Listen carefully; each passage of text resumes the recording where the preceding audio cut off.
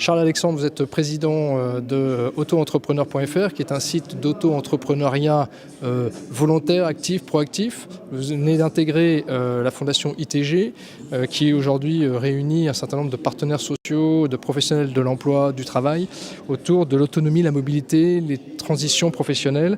Vous avez une approche assez différente, puisque vous vous positionnez du côté du salarié qui tout d'un coup crée son entreprise. C'est une nouvelle dynamique, c'est ça que vous apportez dans la fondation.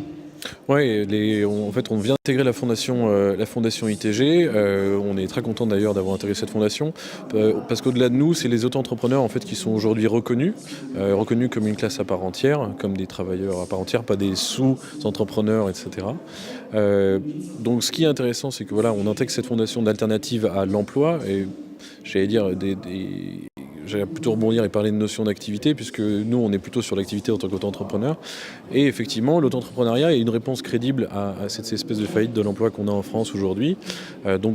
Et à divers stades de la vie, que ce soit d'un salarié ou que ce soit d'un jeune, ou que ce soit l'avantage de l'auto-entrepreneuriat, c'est que c'est pas une seule caste, c'est l'ensemble des gens, ça s'adresse à tout le monde. Et donc oui, on est une vraie solution crédible aujourd'hui. Autoentrepreneur.fr, on est le leader de l'accompagnement numérique, parce que c'est une population qui est extrêmement éparse, qui est très locale. Et donc pour les toucher, les réseaux, j'allais dire, normaux, entre guillemets, les CCI font un beau travail, mais peinent à les toucher. Et par le numérique, nous, on arrive à les toucher avec des nouveaux formats, avec une nouvelle façon de faire, parce que ces auto-entrepreneurs, au-delà d'être une nouvelle forme d'emploi, c'est aussi des nouvelles pratiques. Et c'est tout le cœur du débat d'aujourd'hui, c'est voilà, quelles nouvelles pratiques et quels nouveaux outils on va pouvoir mettre à disposition de ces gens-là pour qu'ils puissent se réaliser et reprendre confiance en eux. Voilà, c'est un peu le cœur du sujet d'aujourd'hui. Alors vous allez représenter un petit peu tous ces actifs dont vous venez de parler. Qu'est-ce que vous souhaitez pousser comme sujet ?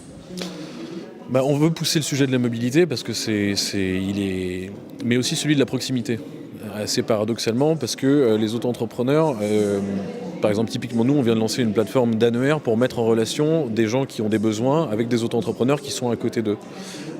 Donc c'est cette notion que nous, on va apporter, au-delà de la mobilité, parce que c'est pas des gens qui sont centralisés, et on va essayer aussi, avec cette fondation, de pousser aussi des réformes, comme on l'a fait, soutenir les auto-entrepreneurs comme on l'a fait l'année dernière, pour avancer, maintenant qu'ils sont reconnus, définitivement, et que ça sera plus remis en question. D'ailleurs, on remercie tout le gouvernement qui a fait vraiment un beau travail autour de ça. Il reste quelques combats locaux, des combats de reconnaissance, des combats d'harmonisation des discours des réseaux existants, parce que c'est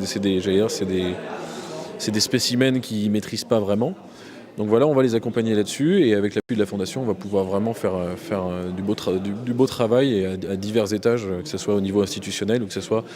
On veut vraiment être aussi local et se rapprocher vraiment des gens, et c'est aussi un des volets que la Fondation veut aussi apporter, et c'est aussi un des volets que notre action veut avoir. Voilà. On a eu plusieurs années de lancement pour les auto-entrepreneurs. On a eu l'année dernière qui est, une année de la reconnaissance. Maintenant, il faut qu'on passe les étapes d'après et qui est passé le stade de la démocratisation, puisque l'État français avait très peu investi en termes de communication sur ce statut-là. Donc l'avantage de cette fondation, et c'est pour ça qu'on est très content d'entendre le mot auto-entrepreneuriat cité par des responsables syndicaux, par des responsables patronaux, etc. C'est extrêmement important pour nous, parce que maintenant on va passer la phase de la reconnaissance et de la professionnalisation pour les auto-entrepreneurs, et c'est nous les deux axes clés, la proximité et la professionnalisation. C'est les deux axes clés qu'on va pousser pour que voilà, l'auto-entrepreneuriat puisse exploser en France, et la création d'entreprises via l'auto-entrepreneuriat comme vraie solution, et pas uniquement une solution de secours, mais une solution principale pour que vraiment les gens se lancent. Voilà.